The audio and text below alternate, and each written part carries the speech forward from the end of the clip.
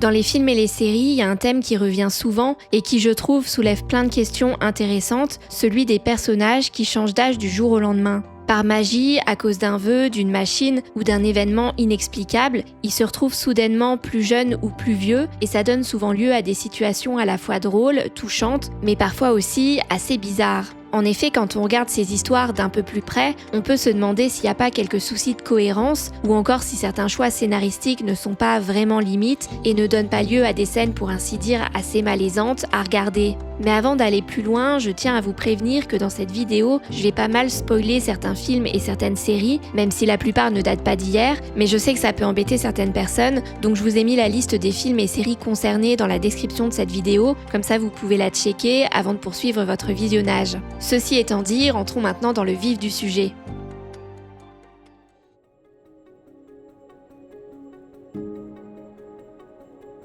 Pour commencer cette vidéo, je vous propose qu'on s'intéresse tout d'abord au cas des personnages qui rajeunissent d'un coup dans les fictions. Il y a en gros deux possibilités, soit ils remontent le temps quand ça se produit, soit ils remontent pas le temps. Lorsque c'est pas le cas, c'est-à-dire lorsqu'ils ne remontent pas le temps, une question se pose dans certaines fictions. Comment expliquer que des personnages qui ont bien connu celui qui rajeunit lorsqu'il était jeune ne le reconnaissent pas lorsqu'il rajeunit ? Prenons le film 17 ans encore, dans lequel Mike, âgé de 37 ans et sur le point de divorcer, retrouve soudainement le corps qu'il avait à 17 ans. Déjà, son coach de basket de l'époque ne le reconnaît pas, mais bon, ça encore, je me dis que c'est possible parce qu'après tout, il en voit passer beaucoup des élèves. Même si d'un autre côté, ça voudrait aussi dire que Mike n'a pas tellement marqué le coach, et ça, je me dis que c'est pas très cohérent dans le sens où comme il voulait devenir un joueur de basket professionnel, en toute logique, il devait avoir un bon niveau au lycée, et donc je me dis qu'il a dû marquer au moins un minimum l'esprit de son coach.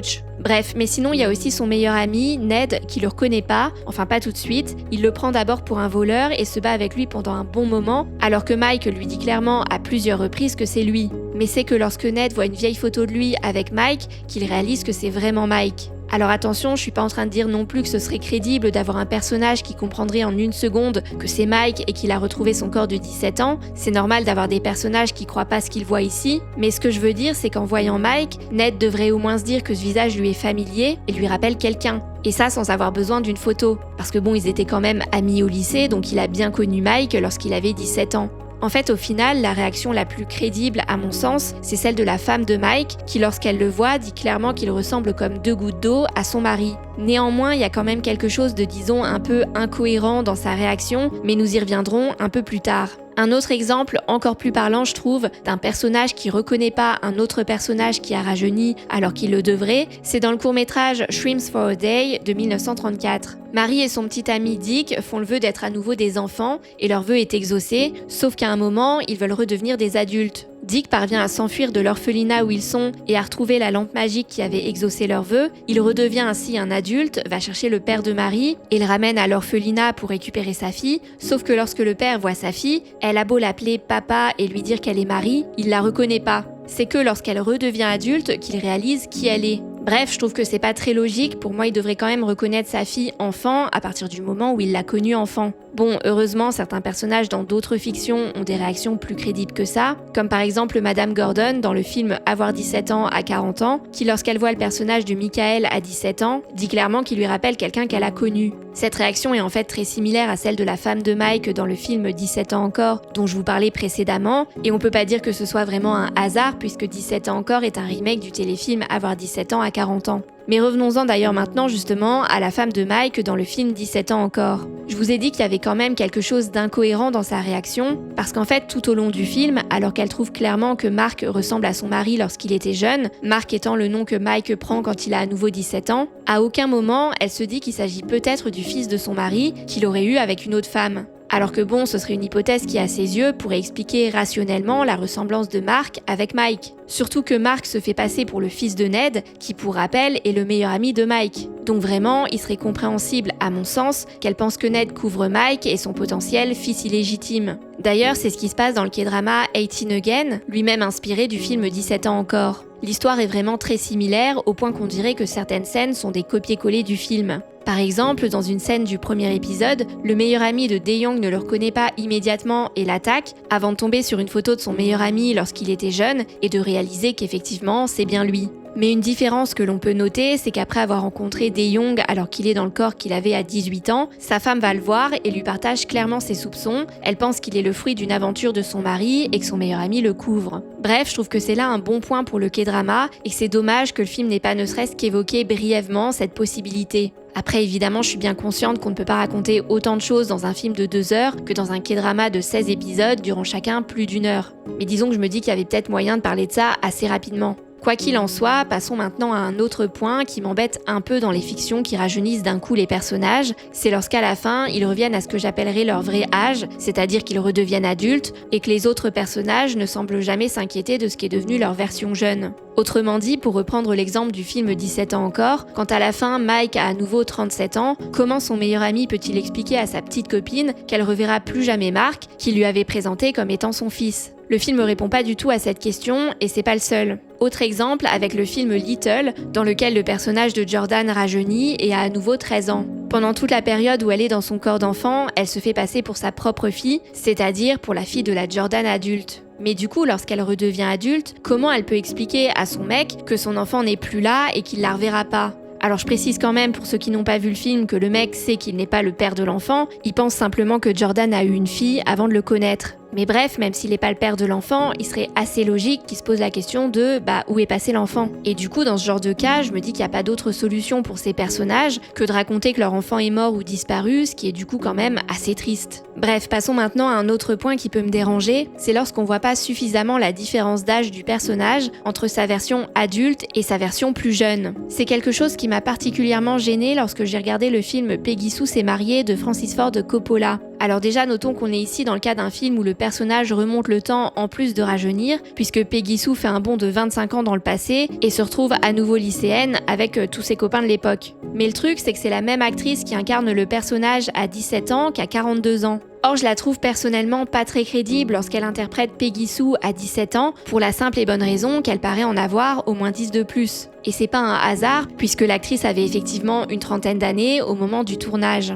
Après, attention, je dis pas pour autant que c'est toujours raté lorsqu'on a un ou une actrice qui joue le personnage dans sa version adulte et dans sa version plus jeune. Par exemple, dans le K-drama Lovely Runner, je trouve que ça passe. Notamment parce que la différence d'âge entre les deux versions du personnage est moins importante. Le personnage d'Imsol fait en effet un retour dans le passé d'entre guillemets seulement 15 ans. Bref, et sinon il y a un dernier point que je voudrais évoquer avec vous, ce sont les relations amoureuses compliquées de ces personnages. En fait, ils se retrouvent parfois dans des situations assez bizarres qui en tant que spectateurs peuvent nous mettre un peu mal à l'aise. Prenons par exemple le film 17 Again avec les jumelles Tia et Tamara Mori, à ne pas confondre avec le film 17 ans encore avec Zac Efron dont je vous ai parlé jusque-là. Même si leurs titres en anglais sont les mêmes, à la différence près que pour l'un 17 s'écrit en lettres et l'autre en chiffres, bref. Mais par contre, cette fois-ci, l'histoire est vraiment différente, puisque le film avec les jumelles Tia et Tamara raconte l'histoire d'un grand-père et d'une grand-mère qui ne s'entendent plus et qui se retrouvent soudainement dans le corps qu'ils avaient à 17 ans. Ils se rendent alors mutuellement jaloux en sortant avec d'autres personnes qui ont elles réellement 17 ans ou dans les environs. La grand-mère sort même plus exactement avec le crush de sa petite fille. Bon, dit comme ça a l'air encore plus bizarre que ça ne l'est en vérité quand on regarde le film, parce qu'en fait au début la grand-mère se rend pas compte que c'est le crush de sa petite fille, et parce qu'ensuite elle va au rendez-vous normalement juste le temps que sa petite fille arrive et prenne sa place. Mais bon, quand la petite fille en question arrive et voit sa grand-mère danser avec son crush, elle a pas l'air super ravie. Autre exemple avec le téléfilm Avoir 17 ans à 40 ans dont on a déjà parlé. Laissez-moi vous lire comment est présenté ce téléfilm sur le site Stream with VPN. Un célibataire de 40 ans voit son souhait exaucé de redevenir âgé de 17 ans. Il retourne alors au lycée où il entame une romance avec la fille de la femme qu'il fréquentait lorsqu'il était lui-même au lycée pour la première fois. Bon, encore une fois dit comme ça, je trouve que ça paraît encore pire que ça l'est réellement dans le téléfilm, même si ça reste quand même un peu bizarre. En fait, le personnage principal n'est pas vraiment intéressé par la fille. Dès le départ, c'est la mère qui l'intéresse, et d'ailleurs, il ne parle que d'elle à sa fille Tracy. Donc en réalité, il se sert de celle-ci et l'invite à sortir pour en gros pouvoir rencontrer sa mère. Et une fois qu'il l'a rencontrée, il continue d'utiliser Tracy pour passer du temps avec sa mère. Par exemple, à la base, il invite Tracy au cinéma, mais en venant la chercher chez elle, il propose finalement de venir à toute la famille. Il se sert aussi de la fille pour savoir où est la mère et aller la voir. Bref, même Tracy finit par trouver ça bizarre. Mais du coup, elle se retrouve quand même dans une position assez malaisante sans même le savoir, puisqu'alors qu'elle n'a que 16 ans, elle se retrouve quand même à vouloir sortir avec un ex de sa mère qui a en réalité 40 ans. Alors évidemment, elle y peut rien parce qu'elle n'est pas au courant, mais nous en tant que spectateurs, on le sait et on peut se retrouver quand même vraiment gêné pour elle. On retrouve d'ailleurs un peu la même chose, mais je dirais en pire dans le film 17 ans encore avec Zac Efron, puisqu'ici on peut voir la fille Maggie faire la lionne pour essayer de faire vous savez quoi avec Mark, qui n'est pas juste l'ex de sa mère, mais aussi son père. Donc oui, ici ça va encore plus loin pour créer une scène bien malaisante pour Maggie, même si le but c'est clairement de faire rire le spectateur. En fait, je trouve que la particularité de 17 ans encore par rapport au téléfilm Avoir 17 ans à 40 ans, c'est que le ton du film est drôle, enfin je trouve. Du coup, une situation qui de base serait juste malaisante devient un élément comique et ça passe. Autrement dit, on se sert justement du malaise pour faire rire le spectateur. Mais le truc, c'est que parfois, on peut se retrouver avec un film qui n'a pas un ton aussi drôle, ou dont on n'est tout simplement pas sensible à l'humour, mais qui veut quand même pousser une situation bizarre encore plus à l'extrême, et du coup, là, ça peut donner des séquences juste très gênantes, et c'est ce qu'on va voir maintenant, mais cette fois-ci avec le cas des personnages qui vieillissent trop vite.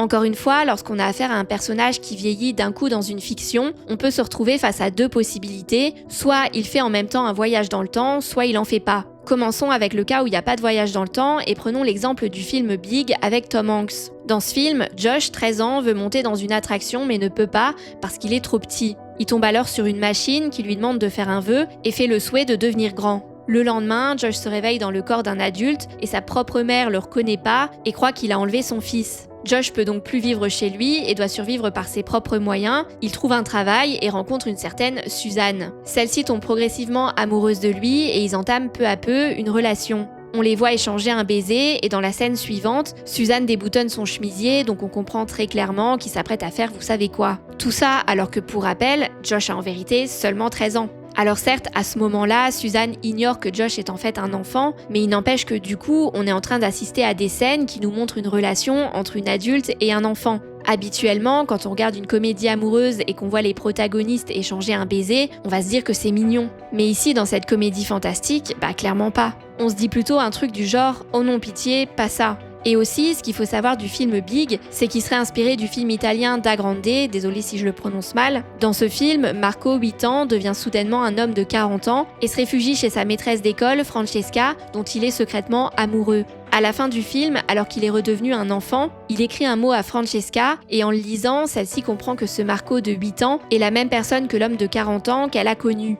Elle utilise alors à son tour de la magie pour se transformer en enfant et pouvoir être avec lui. Mais franchement, est-ce que vous trouvez pas ça bizarre ? Parce qu'au final, ça revient à dire qu'une adulte est intéressée par un enfant de 8 ans. Et là, elle sait qu'il a 8 ans. Elle fait ce choix en toute connaissance de cause. Même chose dans le téléfilm 14 Going on 30, Danny, 14 ans, est amoureux de sa prof, Miss Peggy. Grâce à une machine, il se transforme en un homme de 30 ans et finit par se mettre en couple avec Peggy. Bon, je vous passe les détails, mais Danny se retrouve à la fin obligé de se retransformer en enfant, sauf que Peggy est témoin de sa transformation et comprend donc qui il est réellement et quel âge il a réellement, mais elle est tellement amoureuse de lui qu'elle se transforme en un enfant de 14 ans à son tour pour pouvoir être avec Danny. Bref, c'est vraiment exactement la même chose. On a encore une fois ici une adulte qui est amoureuse d'un enfant et qui finit avec à la fin. Bizarre comme happy ending, non ? Mais passons maintenant au deuxième cas lorsqu'on a un voyage dans le temps. C'est notamment ce qui se passe dans le film 30 ans sinon rien, dans lequel Jenna, 13 ans, rêve d'avoir 30 ans. Son souhait se réalise, sauf qu'il n'y a pas qu'elle qui a vieilli, ses amis et sa famille aussi. Elle se réveille donc dans un corps plus vieux, dans un appartement qu'elle ne connaît pas, avec un petit ami qu'elle n'a jamais vu et qui plus tard lui fait un striptease. Et elle a aussi un amant qui l'embrasse alors qu'elle l'a jamais vu et que pour rappel, elle n'a que 13 ans. Et elle embrasse aussi son meilleur ami de l'époque où elle avait 13 ans, sauf qu'il en a maintenant 30 et qu'ils ont donc entre guillemets moralement et intellectuellement 17 ans d'écart. Bref, là encore on se retrouve au final avec une mineure qui embrasse ou est embrassée par des personnages majeurs. Bon par contre, un bon point je trouve pour 30 ans sinon rien, c'est sa fin. Lorsque Jenna retrouve le corps de ses 13 ans, elle retourne aussi dans le passé et retrouve ainsi son meilleur ami à l'âge de ses 13 ans. Donc lorsqu'on les voit se marier à la fin, ils sont tous les deux adultes, ce qui permet d'avoir une fin pour le coup plutôt mignonne et pas dérangeante comme dans les exemples que je vous ai cités précédemment. Ceci étant dit, maintenant qu'on a vu tout ça, je pense qu'il est intéressant de se demander si c'est vraiment problématique d'avoir ce genre de représentation dans les fictions.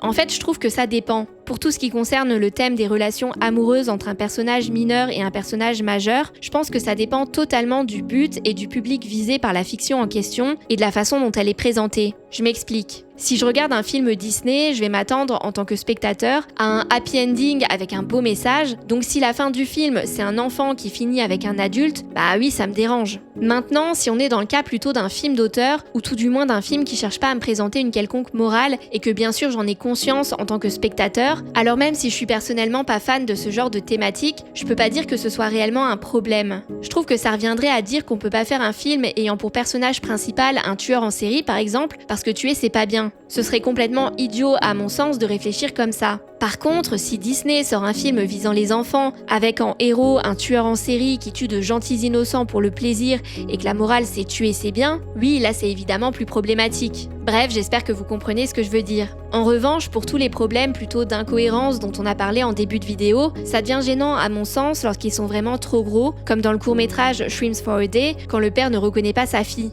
Peut-être que vous serez pas d'accord avec moi parce qu'évidemment tout ça reste très subjectif, mais personnellement ça me gêne parce que je me dis que c'est pas possible. À moins qu'il ait pas connu sa fille jeune ou qu'il soit atteint d'une maladie. Ce qui n'a pas l'air d'être le cas, en tout cas il me semble pas que ce soit mentionné. Bref, je vais m'arrêter là sur ce sujet, mais dites-moi en commentaire si ça vous a plu et ce que vous pensez de tout ça. Vous avez peut-être des avis très divergents du mien et j'ai hâte de découvrir ça parce que ça m'apportera certainement de nouvelles perspectives très intéressantes sur le sujet. Aussi, comme d'habitude, n'hésitez pas à compléter, voire même à corriger mes propos au besoin. Et juste pour finir, je voudrais préciser que j'ai bien conscience de ne pas avoir parlé dans cette vidéo des cas où les personnages changent d'âge parce qu'ils échangent leur corps avec un autre perso, comme dans Freaky Friday ou Le Sens de la Famille, mais il y avait déjà beaucoup à dire je trouve et je voulais éviter de partir dans tous les sens. Ceci dit, ça pourrait pourquoi pas faire l'objet d'une autre vidéo si ça vous dit, donc n'hésitez pas à me le dire si ce sujet vous intéresse. Voilà, et sur ce, je vous remercie d'avoir regardé cette vidéo et je vous dis à très bientôt pour une prochaine.